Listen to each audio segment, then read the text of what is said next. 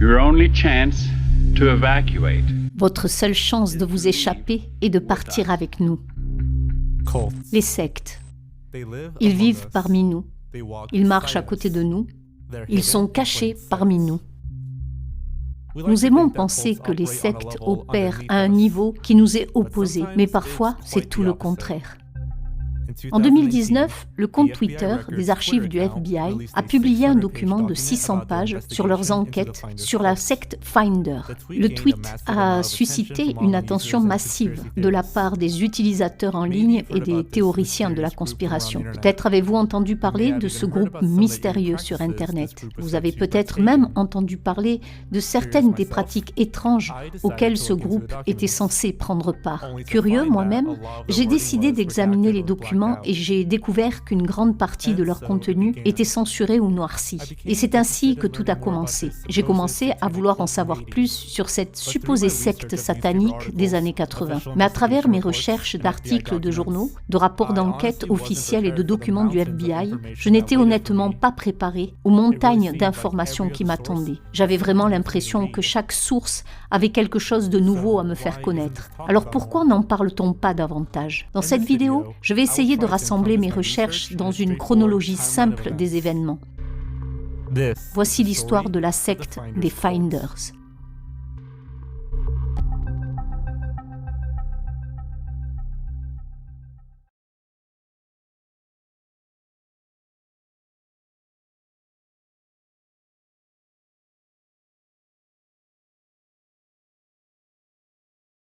C'était les années 1980.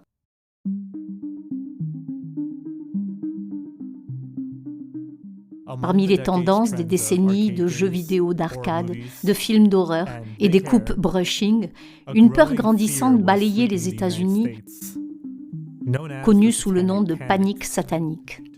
Décrire cette histoire comme horrifiante serait un euphémisme. La montée en puissance de la musique heavy metal, avec ses supposés messages cachés de donjons et dragons et de nouvelles histoires de cultes et de rituels sataniques, ont alimenté l'hystérie croissante. Les preuves sont là. Le culte satanique et les cultes sataniques se développent rapidement et l'adhésion à ces idées se fait de plus en plus entendre et devient plus dangereuse. Mais en fin de compte, c'est tout ce que c'était.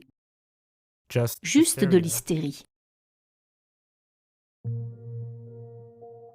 Le mercredi 4 février 1987, un appel anonyme est passé au service de police de Tallahassee. L'appel indiquait que 2 hommes bien habillés avaient été vus en train de surveiller 6 enfants sales et mal soignés, âgés de 2 à 7 ans, sur un terrain de jeu de Meyer Park à Tallahassee. Selon un rapport d'enquête officiel, les enfants étaient couverts de piqûres d'insectes et très sales.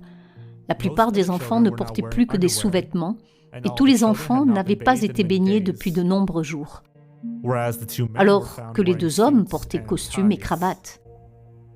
Leur véhicule, un van Dodge de 1979, était encore plus inquiétant. À l'intérieur de la camionnette se trouvaient des cartes, des livres, des lettres, 20 disquettes, un ordinateur et un matelas.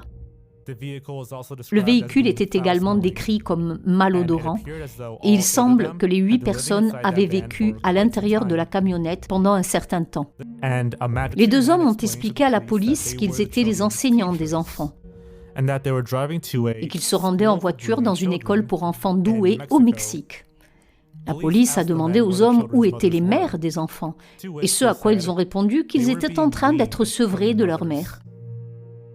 Les hommes ont été arrêtés pour de multiples accusations de maltraitance d'enfants et les 8 personnes ont été placées en garde à vue pour un interrogatoire plus approfondi.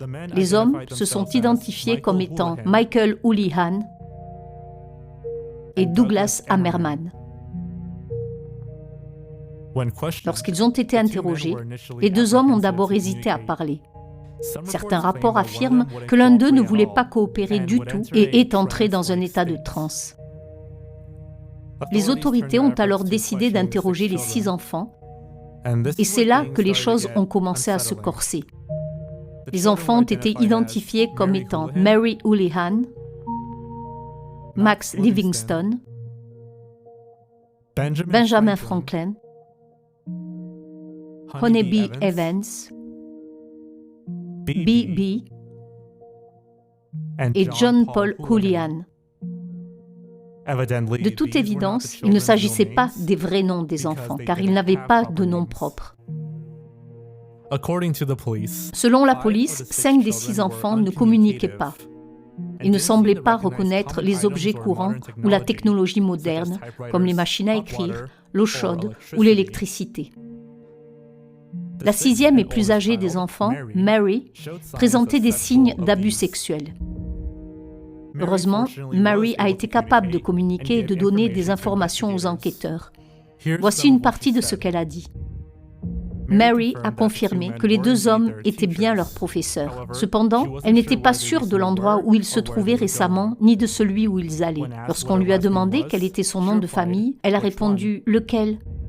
Elle a déclaré qu'ils vivaient à Washington, dans une maison avec d'autres enfants et adultes. Elle et les autres enfants survivaient principalement grâce à un régime à base de fruits et légumes crus. Mais ils étaient visiblement mal nourris et n'étaient nourris que pour les récompenses de leur bon comportement. Lorsqu'on lui a demandé ce que les 2 hommes leur ont appris, elle répondit en disant comment jouer à des jeux. Elle a dit qu'ils recevaient des instructions de leur chef, un homme connu sous le nom de Game Caller ou Game Leader, connu plus tard sous le nom de Marion Petty.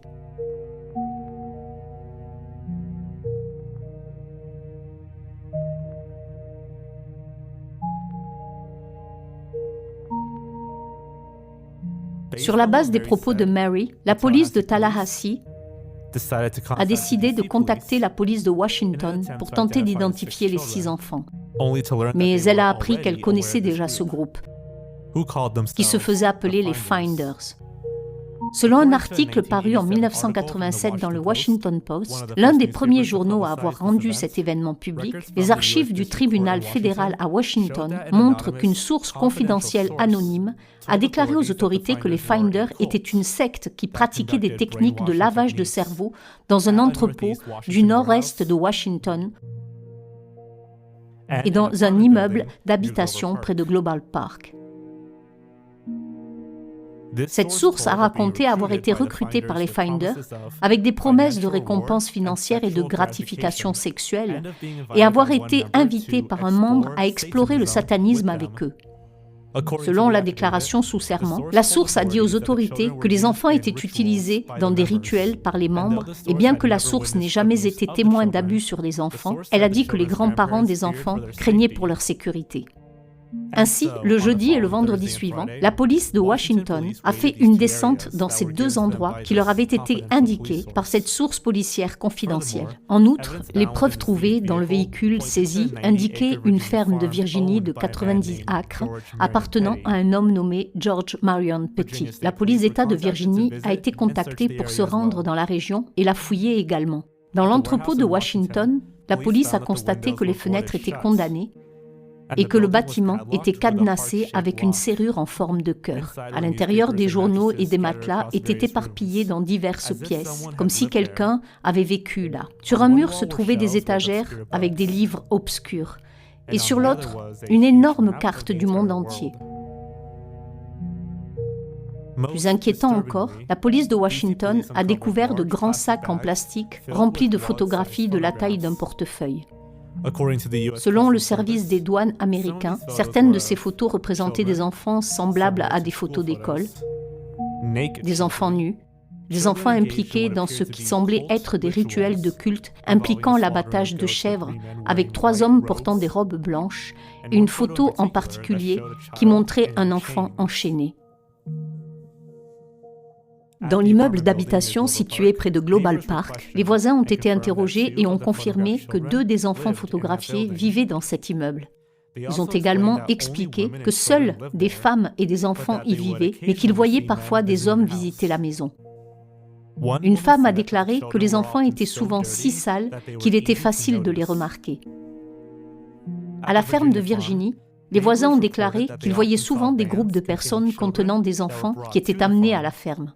D'après le Tampa Tribune, l'une des voisines, une femme nommée Wilma Richards, a déclaré « Ils étaient tout le temps en train de gémir et de pleurer, comme s'ils réclamaient quelque chose ou que quelque chose leur faisait mal. » Wilma a également expliqué que lorsqu'elle a rencontré Marion Petit pour la première fois, il s'est présenté comme un chef scout. Bien qu'elle et son mari se soient méfiés de la douzaine d'hommes et d'enfants vus dans cette ferme, ils n'ont jamais téléphoné aux autorités.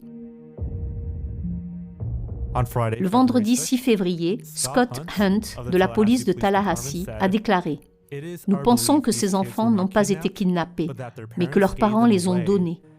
Car l'un des droits de passage dans l'organisation satanique est de renoncer à ses droits sur ses enfants et que les dirigeants de cette organisation peuvent faire ce qu'ils veulent de vos enfants. » C'est à cette époque que les 6 enfants ont reçu une série de menaces de mort par téléphone. Les appels ont été décrits comme brefs et intraçables. C'est étrange, car les enfants ont été transférés dans un foyer d'accueil privé et la police a pris soin de garder leur localisation secrète. Le Palm Beach Post rapporte que les autorités ne savent pas d'où proviennent les appels ni comment ils ont localisé les enfants. Pour vous dire la vérité, nous n'avions pas prévu de menaces de mort contre 6 d'entre eux. Il s'agit manifestement d'enfants abandonnés qui sont dans un état très triste. Le fait que nous ayons reçu des menaces de mort nous a mis en alerte et ces enfants vont être gardés 24 heures sur 24. Le week-end dernier, l'histoire des Finders a fait la une des journaux nationaux comme l'un des mystères les plus effrayants des années 80. Les Finders étaient-ils impliqués dans des rituels sataniques avec des enfants ? Faisaient-ils partie d'un vaste réseau de trafic d'êtres humains ? Où sont les parents des enfants ? Et à quel jeu jouaient les Finders ?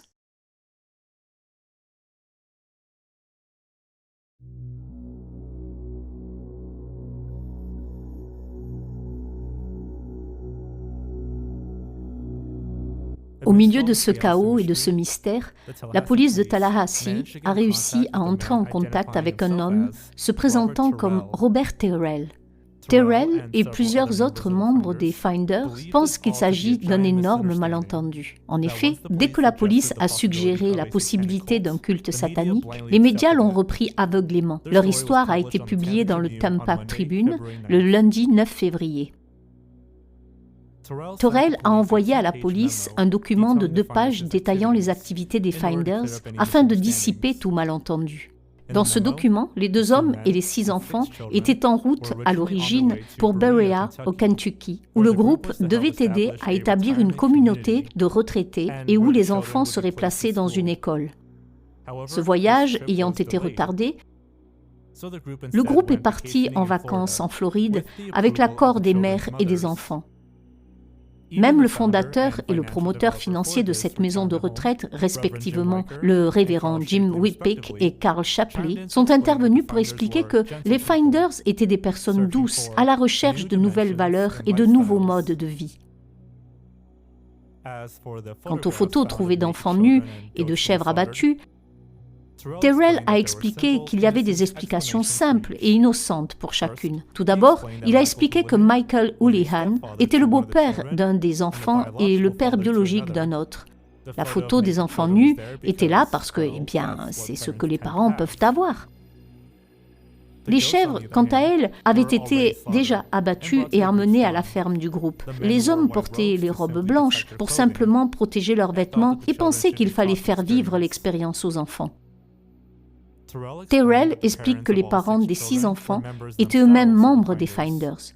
Cependant, il note également que de nombreux membres adultes de ce groupe se cachaient dans tous les pays, craignant d'être arrêtés.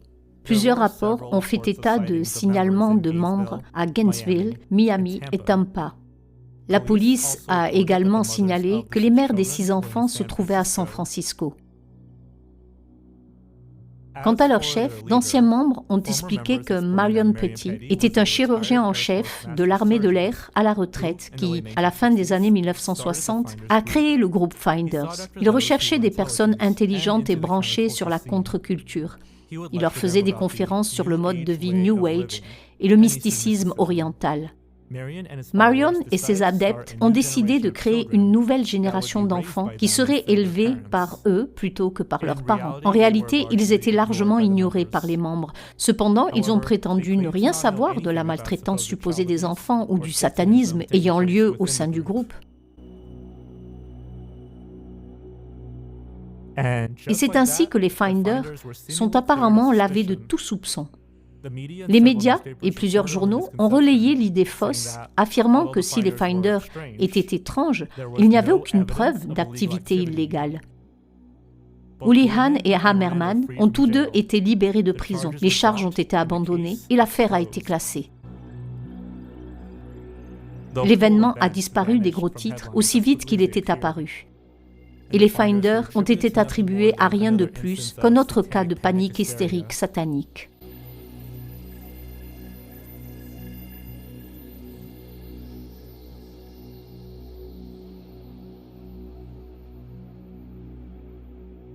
Comme vous l'avez peut-être soupçonné, l'histoire officielle donnée par Terrell dans les journaux ne correspondait pas ou était parfois en contradiction avec les détails donnés par les rapports officiels. Par exemple, Terrell a affirmé que les hommes et les enfants étaient en route pour le Kentucky, alors que Houlihan et Hammerman eux-mêmes ont dit qu'ils allaient au Mexique.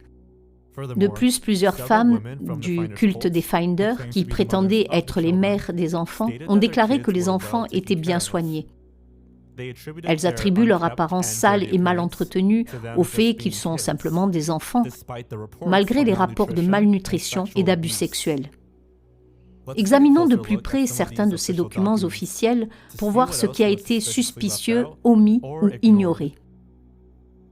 Le 13 avril 1987, un rapport officiel des douanes américains rédigé par l'agent spécial Raymond G. Martinez a été déposé. Ce rapport reprend pour l'essentiel la même histoire que celle publiée par les médias. Un appel anonyme est passé au sujet de 2 hommes bien habillés et des 6 enfants sales et mal soignés à Meyer Park, à Tallahassee. Les 2 hommes sont arrêtés et les 6 enfants sont amenés pour être interrogés. Les autorités sont finalement conduites vers plusieurs propriétés et bâtiments qui seraient la propriété des Finders. À ce stade, les histoires commencent à diverger légèrement. L'agent Martinez entre en contact avec le détective Jim Bradley, qui enquêtait déjà sur les Finders depuis 1985. Les 2 hommes inspectent d'abord l'immeuble d'habitation où se trouvent de grandes quantités de vêtements pour enfants en bas âge, tels que des couches et des jouets. Ils ont également découvert des documents contenant des instructions détaillées sur la façon d'obtenir des enfants, y compris l'échange, l'enlèvement, l'achat et la fécondation de membres des Finders. Dans un ordinateur se trouvaient des messages textes de tous les pays et de l'étranger concernant l'achat d'enfants. Un message en particulier ordonnait spécifiquement l'achat de 2 enfants à Hong Kong à convenir avec l'ambassade de Chine. Parmi les autres découvertes, on retrouve des conseils pour les opérations bancaires secrètes, un intérêt pour les transferts de haute technologie vers le Royaume-Uni, de nombreuses propriétés censées appartenir aux Finders, des indications pour le terrorisme et les explosifs, ainsi que des moyens d'éviter les forces de l'ordre. Ce qui est étrange, c'est qu'ils ont également trouvé un résumé détaillé de l'arrestation de Houlihan et Hammerman à Tallahassee. C'est inhabituel car Houlihan et Hammerman ont été placés en garde à vue la nuit précédant l'enquête de Martinez et Bradley et bien avant que le Washington Post ne publie l'histoire. Donc, d'une certaine manière, les Finders étaient déjà au courant de leur arrestation avant même que les grands médias ne s'en mêlent. Ils ont également reçu des instructions sur la manière d'éviter la capture par la police via un réseau informatique. L'agent Martinez et le détective Bradley ont repris contact le lendemain, vendredi 6 février, pour enquêter sur l'entrepôt de la 4e rue. L'entrepôt contenait une grande bibliothèque, 2 cuisines, un sauna, un jacuzzi et une salle vidéo. À l'intérieur de la salle vidéo se trouvait quelque chose décrit comme un centre d'endoctrinement. Martinez poursuit en indiquant que les Finders semblaient capables de produire leurs vidéos et que des bocaux d'urine et d'excréments ont également été trouvés. À cet endroit se trouvaient des documents décrivant des comportements sexuels explicites entre les membres du Finder. Une grande collection de photographies a également été découverte, contenant des images à nouveau d'enfants exposés, d'adultes et d'enfants vêtus de draps blancs participant à un rituel du sang et de chèvres démembrées, éventrées et dépecées par les enfants.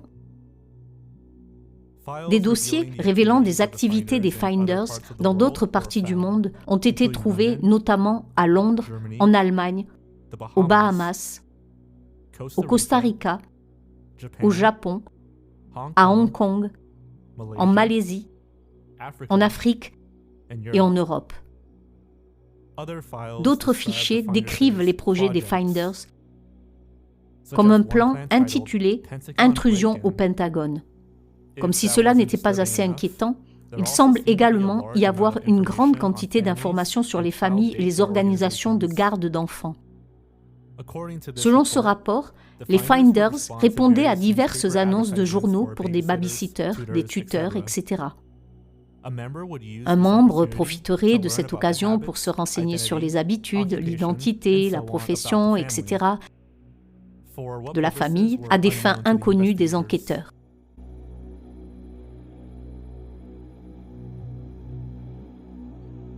L'agent Martinez conclut son rapport en espérant que toutes les informations seront triées, examinées et enregistrées par les départements de la police métropolitaine de Washington, D.C. ou MPD. Si ces conclusions étaient vraies, cela constituerait un dossier solide contre les Finders pour abus d'enfants et trafic international d'êtres humains. Cependant, rien de tout cela ne se produira. Le 2 avril 1987, l'agent Martinez devait rencontrer le détective Bradley pour examiner leurs conclusions. Cependant, Bradley n'est pas disponible. Une tierce personne qui était disposée à parler à Martinez de manière confidentielle lui a dit que l'enquête sur les Finders était devenue une affaire interne de la CIA et était classée secrète. Le FBI s'est également retiré de l'enquête. Et à partir de ce moment, aucune autre information ne sera disponible. Aucune autre action ne sera entreprise. C'est la version selon le rapport des douanes américaines. Cependant, en 2017, les documents de la police de Tallahassee ont été acquis et mis en ligne. Et ces documents révéleraient beaucoup plus d'informations cachées au public pendant 3 décennies.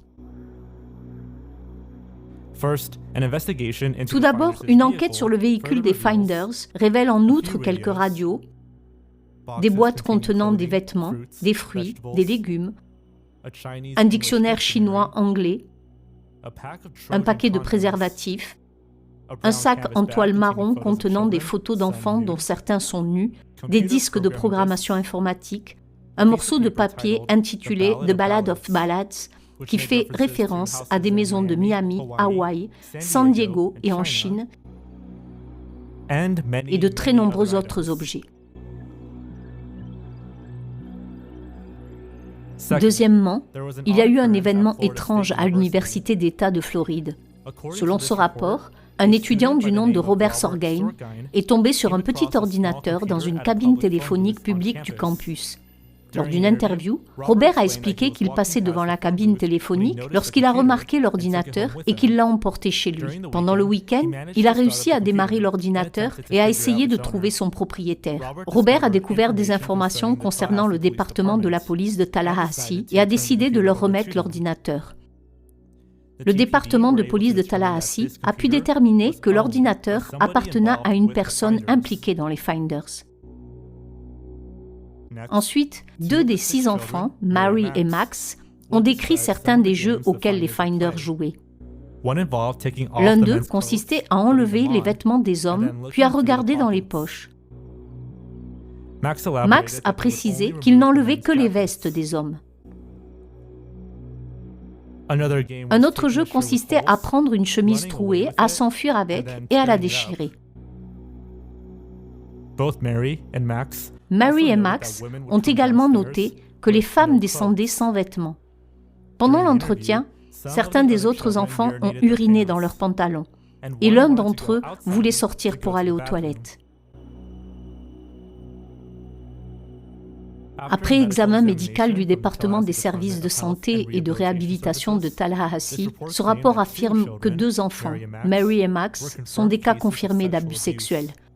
Max n'avait aucune maîtrise du sphincter anal typique de la sodomie et Mary présentait des signes de pénétration par les doigts, mais la pénétration par le pénis n'était pas complètement exclue.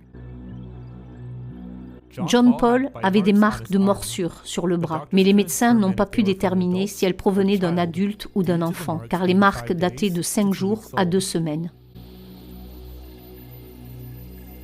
Comme vous pouvez le constater, il s'agit d'affirmations très sérieuses, faites par les détectives et les experts médicaux. Pourtant, pour une raison quelconque, ces rapports semblent être ignorés. Comment se fait-il que les médias aient rapporté n'avoir trouvé aucune preuve provenant du lieutenant Colt et aucune activité illégale, alors qu'une montagne de preuves provenant de la police de Tallahassee, du département des ressources humaines et de Martinez vont à l'encontre de cela? Pourquoi les hommes des Finders avaient-ils des préservatifs sur eux? Pourquoi leur a-t-on fourni une couverture à utiliser s'ils étaient arrêtés par la police? Pourquoi y avait-il tant de liens avec la Chine, le dictionnaire chinois-anglais, les dossiers spécifiant la commande d'enfants à Hong Kong, le fait que Mary ait appris à compter jusqu'à 10 en chinois? Il a fallu plusieurs années pour que le ministère de la Justice s'implique, mais il a fini par le faire.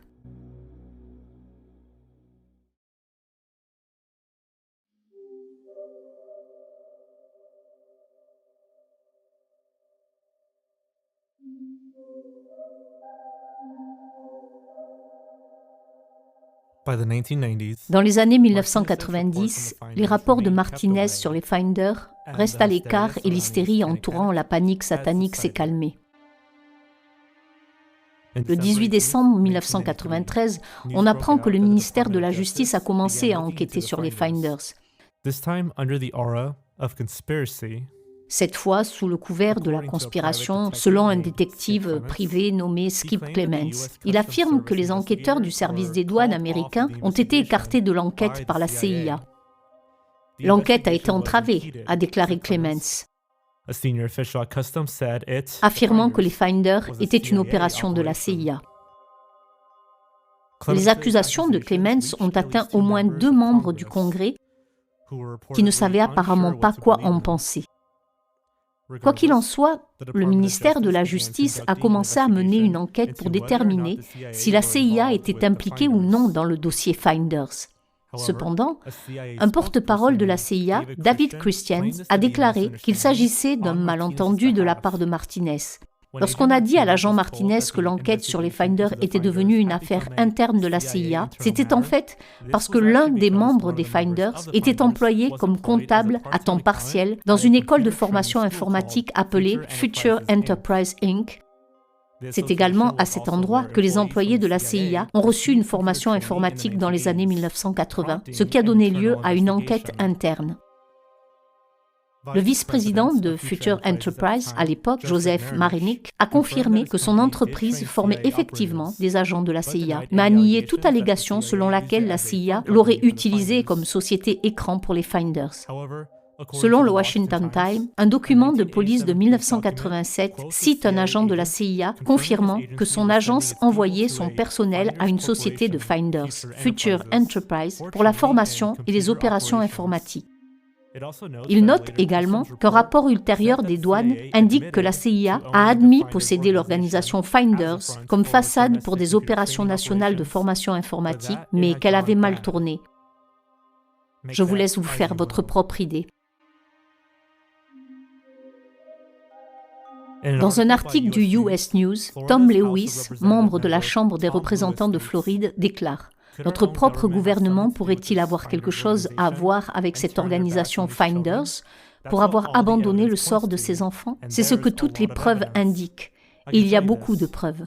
Je peux vous dire que nous avons beaucoup de gens qui se démènent et ce ne serait pas le cas s'il n'y avait rien ici.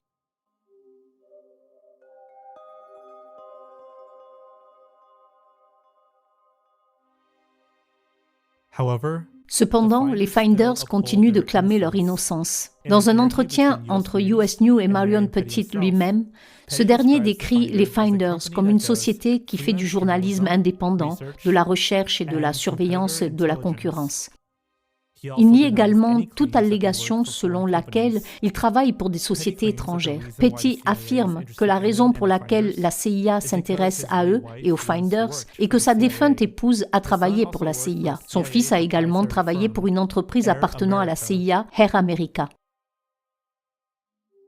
Bien que le rapport de police de Tallahassee mentionne quelque chose d'intéressant, lorsque la nouvelle des Finders est apparue, le lieutenant Lee Hart de la police de Virginie est entré en contact avec quelqu'un de la secte. Ce contact a dit à Hart que Petty avait conseillé aux membres de fuir et de se cacher. Il a ajouté que Petty se serait probablement rendu à la base aérienne d'Andrew et aurait pris un avion militaire pour la Chine. L'issue de l'enquête du ministère de la Justice n'est jamais clairement indiquée dans les documents que j'ai pu découvrir. Cependant, je pense qu'il est assez sûr de dire que l'enquête a été soit conclue, soit secrètement abandonnée, sans qu'aucune action ne soit engagée contre les Finders ou la CIA. De nombreuses sources que j'ai trouvées affirment que les Finders comptaient de moins en moins de membres au fil des années, certaines affirmant qu'il en restait moins d'une douzaine. On n'a plus jamais entendu parler des Finders après cette enquête et Marion Petty est décédée en 2004.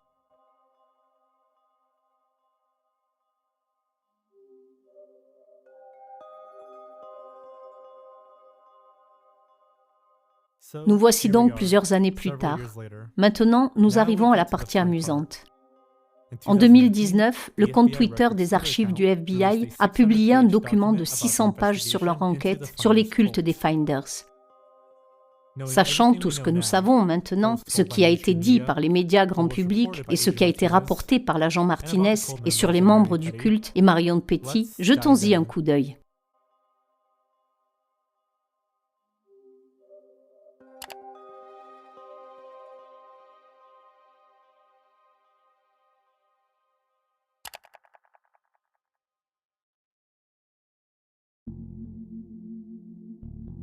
Nous n'allons pas passer en revue les 600 pages car une grande majorité d'entre elles sont encore censurées. Mais je veux souligner quelques informations intéressantes dans ces documents concernant les Finders. Résumé.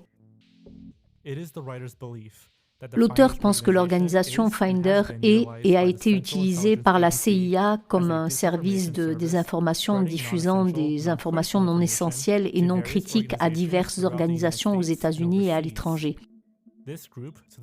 Ce groupe est composé en grande partie de personnes surdiplômées qui n'ont pas eu l'initiative innée de réussir par elles-mêmes. Par conséquent, ils sont tombés sous le charme d'un leader charismatique qui leur a donné des directives et de l'importance. Dans la plupart des cas, cette organisation est inoffensive.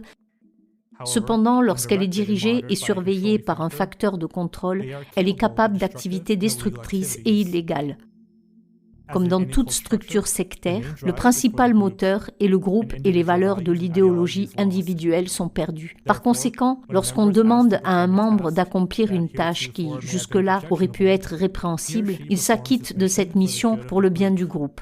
En ce qui concerne l'abus des enfants, je ne pense pas que l'abus des enfants était une tactique planifiée de ce groupe, mais comme dans toute section transversale de la société, les sujets malades et dérangés appartiennent aussi à une secte.